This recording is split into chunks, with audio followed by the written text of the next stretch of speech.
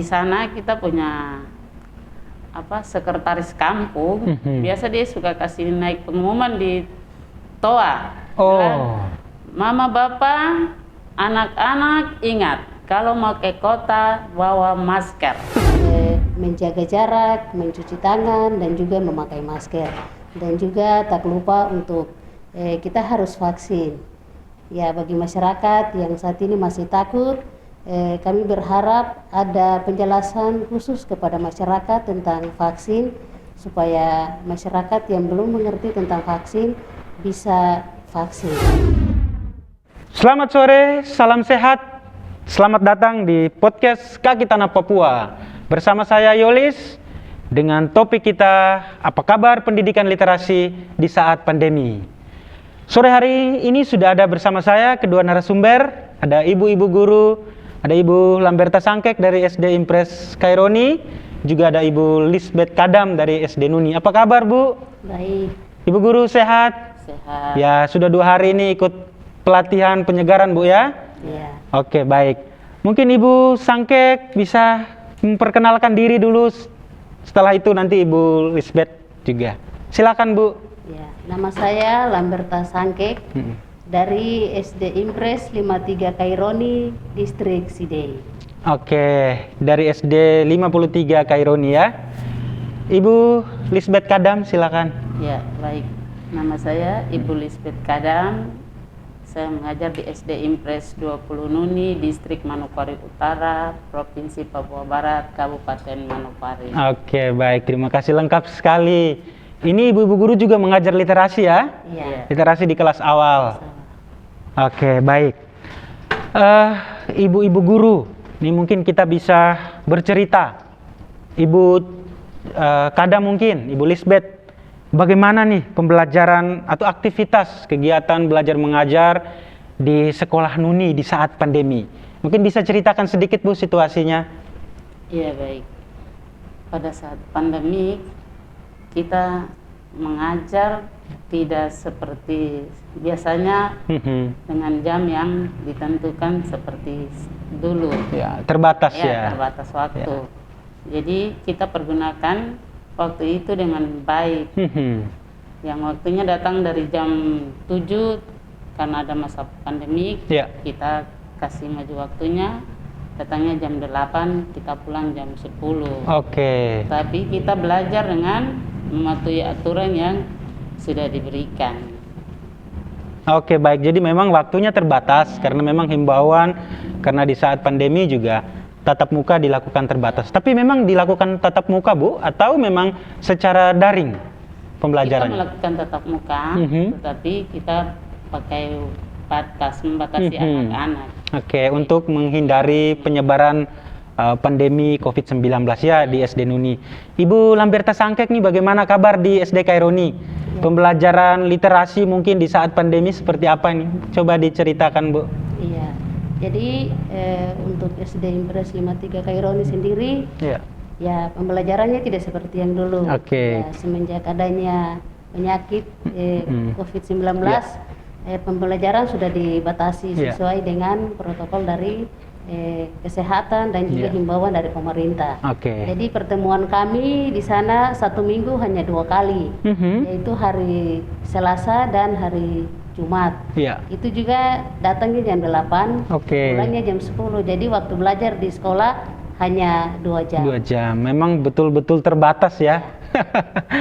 Oh iya, jadi pada saat mereka ke sekolah nih, bagaimana dengan protokol kesehatan di sekolah, Bu? Ketika SD Nuni misalnya ada aturan kebijakan, ada pembelajaran tatap muka tapi terbatas. Apakah juga fasilitasnya mendukung? Mungkin seperti tempat cuci tangan mungkin. Bisa ceritakan, Bu Lisbeth? Iya.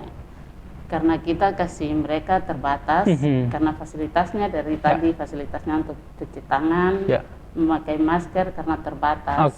Jadi kita juga batasi anak-anak untuk datang ke sekolah. Tapi ada kan, Bu, ya di sekolah? Ada disiapkan? Ada, tapi tidak semua. Tidak semua. Kita di sana dapatnya cuma 1. Bantuan dari dinas? Bantuan dari kesehatan. Oh, dari kesehatan? Iya, itu dari kesehatan. Jadi memang karena yang ada terbatas, jadi anak-anak juga supaya bisa menggunakannya itu, lalu juga aturannya adalah mereka terbatas beberapa yang boleh ke sekolah ya. Kalau di SD Kaironi bagaimana, Bu?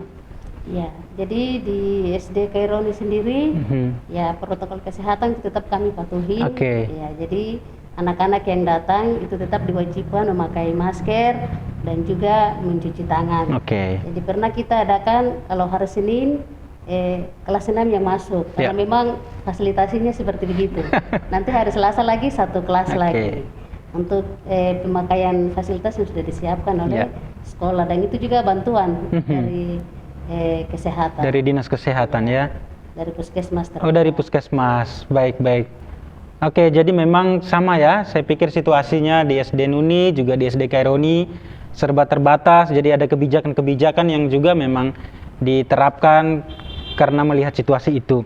Baik Bu, kalau misalnya pakai masker nih, mungkin menurut Ibu mengamati di lingkungan sekitar Ibu, anak-anak kita khususnya anak-anak yang di sekolah kita, apakah juga di rumah disiplin menggunakan masker ketika mereka harus pergi atau ke tempat ke SP yang lain, ke tetangga-tetangga, itu bagaimana Bu?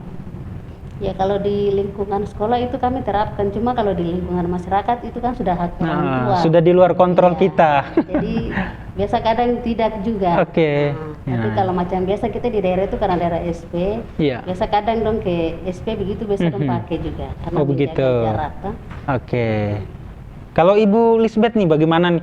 Ibu Lisbeth di SD Nuni nih, tinggalnya juga di SD Nuni ya? Bagaimana situasi di sekitar sekolah, masyarakatnya soal prokes, apakah juga anak-anak disiplin menggunakan masker begitu? Iya, kalau di sekolah biasa anak-anak kita patuhi disuruh mereka untuk mencuci tangan dan memakai masker. Tetapi kalau setelah pulang di rumah, kadang di rumah mereka bermain tidak pakai.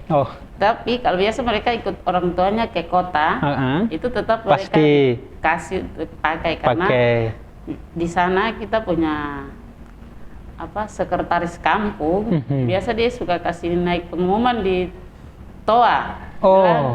Mama bapak, anak-anak ingat kalau mau ke kota bawa masker. Iya, jadi itu yang saya dapat. Jadi ada himbauan tegas ya dari aparat desa bahwa anak-anak atau siapapun kita ketika ke kota harus menggunakan masker. Baik. Nah, terkait pembelajaran literasi Bu, Ibu juga adalah guru yang mengajar literasi di kelas awal. Saat-saat pandemi kemarin atau mungkin sampai saat ini, apakah pembelajaran literasi dengan metode kita, apakah juga masih diterapkan di sekolah Bu? Ya, jadi untuk metode literasi tidak diajarkan sepenuhnya. Jadi yang sering saya ajarkan masih terpaut juga dengan program literasi, yaitu contohnya seperti penulisan. Jadi di depan harus menggunakan huruf kapital. Terus di tengah kalimat kalau sebelum tanda titik tidak bisa menggunakan huruf kapital. Jadi ada sedikit masih ada kita ajarkan. Baik. Kalau membaca buku begitu ketika di rumah, mungkin anak-anak di rumah atau mungkin tetangga ketika membaca buku dengan konsep pemahaman kita, apakah juga masih jalan Bu di sana? Sudah tidak ya, mungkin karena pandemi lalu memang semuanya terbatas. Kalau Ibu Lisbeth bagaimana nih di SD Nuni? Ya, saya kalau di SD Nuni, saya kira dengan masa COVID ini literasi yang pas saya pakai untuk mengajar. Persis sekali. Persis dan benar. Sehingga karena itu waktu yang sempit, terbatas, sehingga saya pakai cara literasi ini saya terapkan untuk mengajar anak-anak. Kira-kira komponen apa nih yang Ibu mungkin sering pakai ketika di rumah? Saya pakai di sana itu membaca, menulis, dan berhitung. Jadi sudah literasi baca tulis tapi dengan hitung juga mulai dikasih. Karena memang kalau anak-anak di rumah hanya bermain juga sayang, bahwa mereka juga harus belajar ya. Memang situasinya berbeda, jadi memang kadang juga kita sesuaikan. Jadi Bu Lisbeth dan Ibu Sangkek nih, kita ikut pelatihan selama 2 hari, kurang lebih saat ini. Bagaimana nanti mungkin ke depan ini? Apakah Karena situasi pandemi juga kita tahu belum berakhir, tapi paling tidak apa yang akan kita buat nih Bu ketika kita sudah kembali dapat materi yang menyegarkan kita nanti kemudian ketika ke sekolah nih. Bagaimana Bu Sangkek? Ya. Jadi dengan adanya pelatihan dan kegiatan yang kita ikut selama ini, untuk saya sendiri ya ini juga mengingatkan kembali untuk literasi yang sudah pernah saya sendiri dapatkan, dan saya berharap semoga materi yang saya dapatkan saya akan terapkan di sekolah. Oke, masih semangat Bu? Masih semangat. Kalau Ibu Lisbeth nih bagaimana? Ya, yang saya selama ini ikuti di sini, ya harapan saya tidak sampai di sini, tetap saya kembali ke sekolah dan saya lanjutkan itu. Dan yang saya berharap dari Yayasan Kaki terus semangat dan terus maju untuk ada kegiatan seperti ini. Dilanjutkan. Ya, tentu juga harapan ini juga harus ada di dalam hati kita ya. Ibu-ibu juga menjadi agen perubahan di sekolah nih, karena kita sudah dapat materi, paling tidak kita juga mungkin kembali lalu bisa lebih semangat lagi untuk mendidik anak-anak kita Bu ya. Bapak kemarin Bapak Kepala Dinas juga mengajak kita untuk semangat. Saya mintanya yang Pak, yang new normal, kan sekarang udah mulai aktif ya anak masuk, bagaimana menyiasatinya, ini juga ibunya menyiasatin anak itu baru masuk, kan baru mulai masuk nih ya, itu nyiasatinnya gimana di saat pandemi ini. Ya baik. Ntar baru yang isinya tadi yang Pak selingan. Oh ya sudah, nggak apa-apa. Seperti kemarin juga Kepala Dinas kan menghimbau kita semua semangat, kita lalu juga mengikuti pelatihan dengan baik, lalu kembali juga bisa memberikan itu dengan baik juga di sekolah kita. Kita saat ini akan masuk di tahun ajaran di semester genap, sudah diperbolehkan untuk belajar tatap muka terbatas. Nah, gimana nih? Ketika kita sudah lama tidak ke sekolah, lalu tiba-tiba ke sekolah, ibu-ibu guru mungkin ada strategi apa nih akan kita pakai nih supaya anak-anak juga tetap semangat? Bagaimana mungkin Ibu Sangkek bisa cerita sedikit kah tips-tipsnya ini? Ya, jadi untuk kegiatan pembelajaran di semester yang genap ini, ya saya sebagai guru mestinya harus mendorong anak-anak itu. Ya, untuk datang ke sekolah, yang pertama kita ingatkan bahwa pendidikan itu sangat penting. Jadi kita harus sebagai anak-anak harus rajin untuk ke sekolah.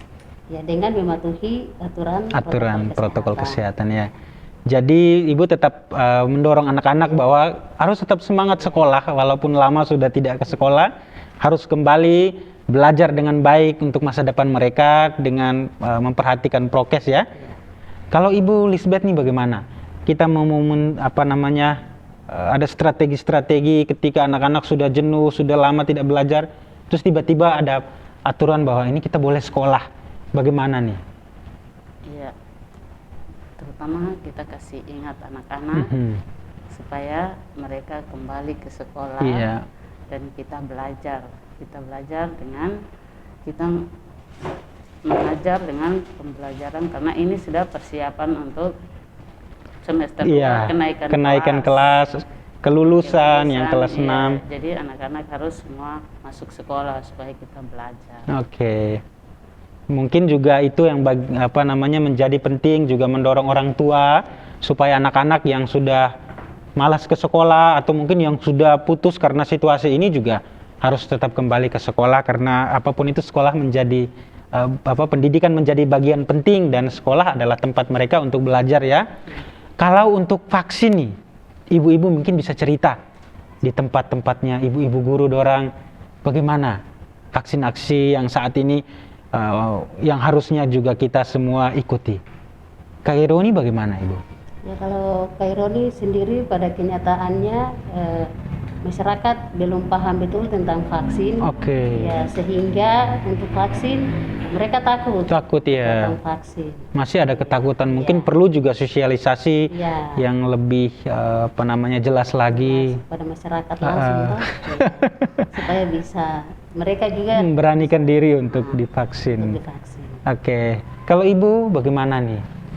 Hampir sama dengan teman, karena kemarin juga dari kesehatan ke sekolah minta vaksin anak-anak, suntik imunisasi. Imunisasi. Tapi karena belum ada komunikasi mungkin dengan sekolah, dengan orang tua, jadi kita di sekolah juga tidak bisa terima karena apa ini jangan sampai vaksin anak-anak ini bagaimana. Jadi kita kembalikan lagi ke orang tua dulu, minta izinnya orang tua dulu.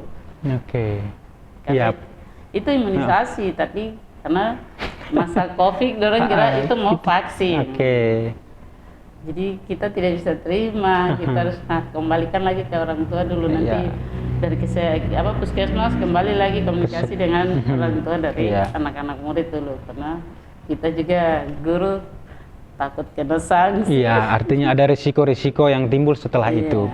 Tapi memang benar bahwa sosialisasi itu penting, karena apapun itu juga vaksin itu menjadi bagian penting supaya kita lalu juga dapat melindungi diri kita juga orang-orang di sekitar kita dari virus ini.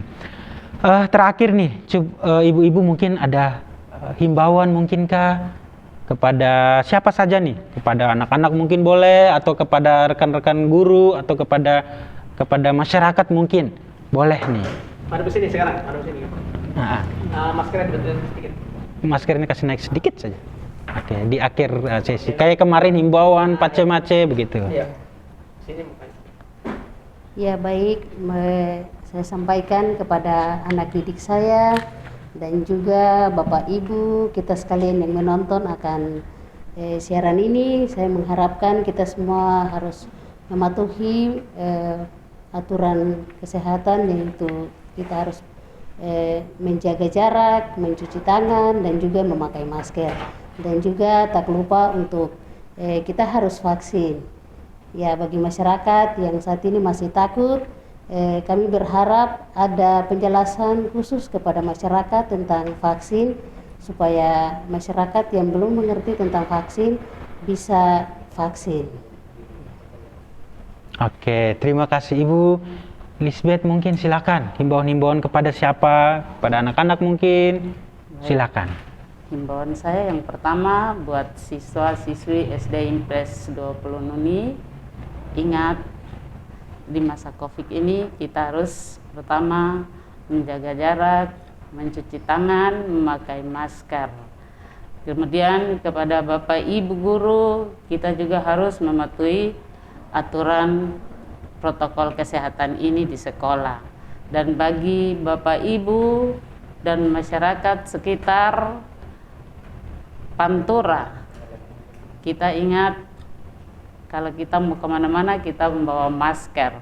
Ke kota ke pasar ke toko kita harus memakai masker, dan juga kita menjaga jarak dan kita mencuci tangan, dan juga kita harus pergi untuk vaksin, karena itu vaksin itu sangat baik sekali untuk menjaga kita punya tubuh supaya kita terhindar dari COVID.